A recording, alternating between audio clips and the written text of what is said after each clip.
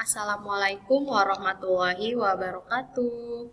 How are you today? I hope you are always fine. Before we start our lesson today, let's reciting basmalah. Bismillahirrohmanirrohim. Are you ready guys? Let's check it out. Pada hari ini, kita akan mempelajari berbagai macam peristiwa dalam kehidupan.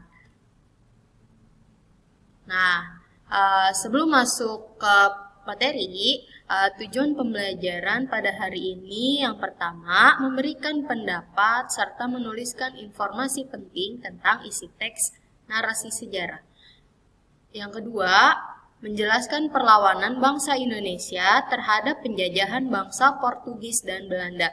Yang ketiga, menjelaskan peristiwa-peristiwa sejarah pada masa awal pergerakan nasional.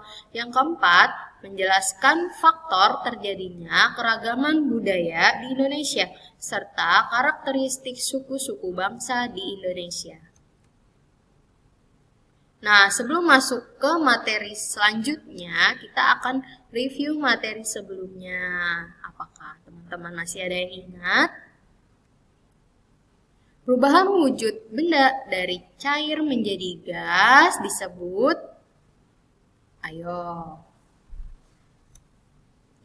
disebut dengan menguap. Yang kedua, karakteristik benda cair adalah bentuk dan volume tetap, zat penyusunnya renggang. Yang ketiga, asap, kabut, aroma buah adalah contoh benda. Ya, betul, adalah contoh benda gas. Selanjutnya, teman-teman bisa membuka buku tematiknya pada halaman 18 sampai 19. Pada halaman 19, kalian bisa lihat terdapat sebuah teks narasi yang berjudul Politik Divide et Impera.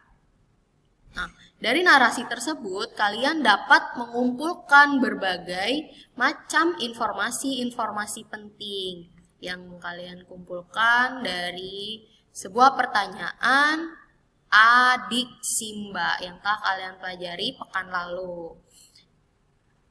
Contohnya, apa yang dimaksud dengan divide et impera? Ya, bisa kalian jawab. Divide et impera adalah politik pecah belah yang diterapkan oleh Belanda. Yang kedua, bagaimana penerapan divide et impera pada masa penjajahan? Dengan cara menawarkan bantuan kepada kerajaan-kerajaan yang sedang berperang. Yang ketiga, mengapa Belanda mempraktikkan divide et impera? Karena untuk mengambil keuntungan dari sebuah perjanjian tersebut. Selanjutnya, perlawanan terhadap penjajahan bangsa Portugis. Yang pertama, ada perlawanan Kesultanan Ternate. Awal perjuangan rakyat Ternate menentang Portugis dimulai di bawah pimpinan Sultan Hairun pada tahun 1534 sampai 1570. Kemudian Sultan Babullah, anak Sultan Hairun, bersama rakyat Ternate berhasil mengusir Portugis dari Maluku pada tahun 1575. Yang kedua, ada perlawanan Kesultanan Demak. Di bawah pimpinan Pati Unus, atas perintah Sultan Demak, Raden Fatah, Kesultanan Demak menyerang Portugis di Malaka.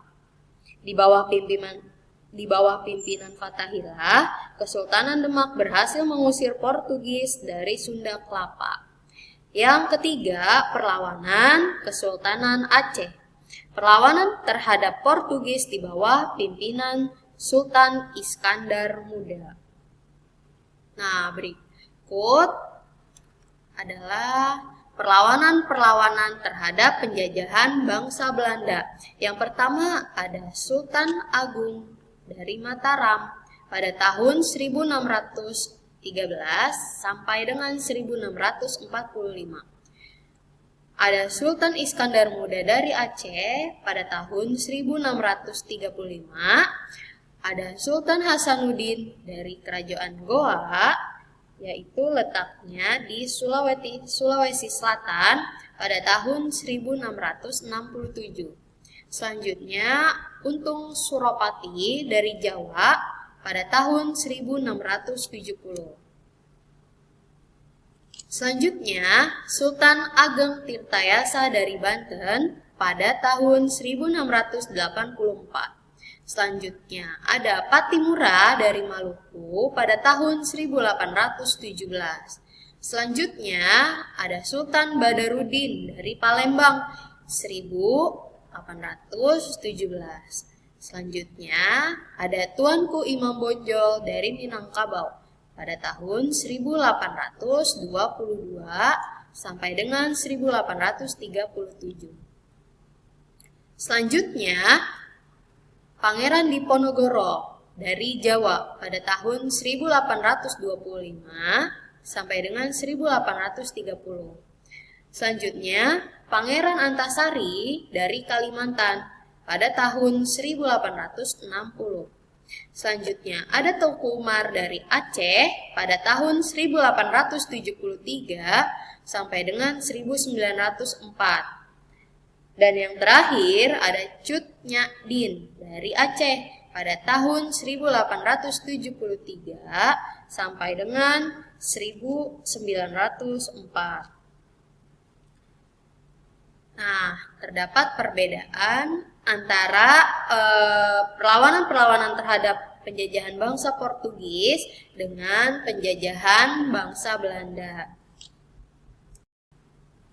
Politik divide et impera dapat diterapkan dengan mudah di Indonesia karena latar belakang suku, ras, agama, dan budaya yang beragam.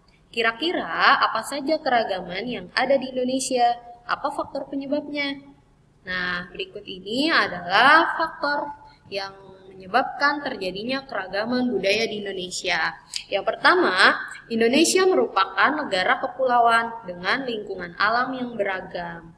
Misalnya, masyarakat yang tinggal di pesisir pantai memiliki kebiasaan yang berbeda dengan masyarakat yang tinggal di pegunungan. Yang kedua, beragamnya suku bangsa dan ras yang ada di Indonesia. Suku bangsa yang ada di Indonesia dari Sabang sampai Merauke sangat beragam. Setiap suku pastinya memiliki bahasa dan adat istiadat yang berbeda satu sama lain. Apa yang teman-teman ketahui mengenai ras? Ya, ras adalah suatu kelompok manusia yang memiliki ciri-ciri fisik bawaan yang sama. Seperti contohnya ada ras Kaukasoid, ada ras Mongoloid, ada ras Negroid, dan ada ras Australoid. Untuk ciri-cirinya bisa kalian buka buku tematiknya pada halaman 22. Yang ketiga, pengaruh kebudayaan luar. Kebudayaan yang dimiliki bangsa Indonesia tidak dapat lepas dari pengaruh bangsa lain. Kalian pasti telah mengetahui bahwa Indonesia merupakan negeri penghasil rempah-rempah. Hal itu menyebabkan pedagang-pedagang dari bangsa lain berlayar menuju Indonesia untuk berdagang. Nah, kemudian dengan adanya kedatangan para pedagang, terjadinya kebudayaan-kebudayaan. Nah, kebudayaan tersebut lalu berakulturasi dengan kebudayaan Nusantara. Untuk itu, faktor terjadinya keragaman budaya di Indonesia juga terdapat pengaruh dari kebudayaan luar. Tentunya keragaman budaya yang ada di Indonesia jangan sampai memecah belah persatuan dan kesatuan bangsa. Karena keragaman tersebut merupakan potensi dari Tuhan Yang Maha Esa untuk membangun masyarakat yang semakin maju.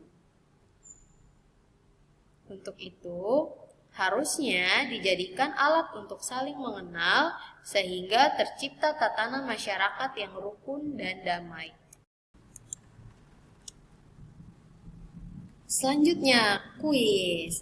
Nah, tugas kalian ada 2, yaitu yang pertama, carilah informasi mengenai organisasi-organisasi pergerakan nasional di Indonesia. Nah, contohnya ini terdiri dari nama organisasi, tokoh pendirinya, waktu didirikannya kapan, tujuan didirikannya organisasi itu apa, serta pengaruhnya terhadap berbagai bidang. Nah, contoh organisasi pergerakan nasional di Indonesia adalah yang dibangun oleh Budi Utomo. Nah, bisa kalian buka halaman 26. Itu salah satu contohnya, ada organisasi Budi Utomo. Nah, silakan kalian cari minimal 5 organisasi-organisasi pergerakan nasional di Indonesia. Tugas yang kedua, carilah informasi penting dalam bacaan Kongres Pemuda yang terdapat pada halaman 27 buku tematik. Nah, untuk mencari informasi penting itu terdiri dari apa, di mana, kapan, siapa, mengapa, dan bagaimana.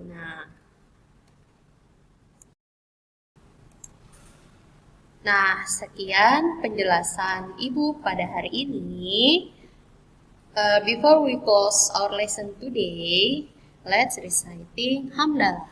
Alhamdulillahirabbil alamin. Semoga pembelajaran hari ini dapat membawakan manfaat untuk kita semua. Assalamualaikum warahmatullahi wabarakatuh.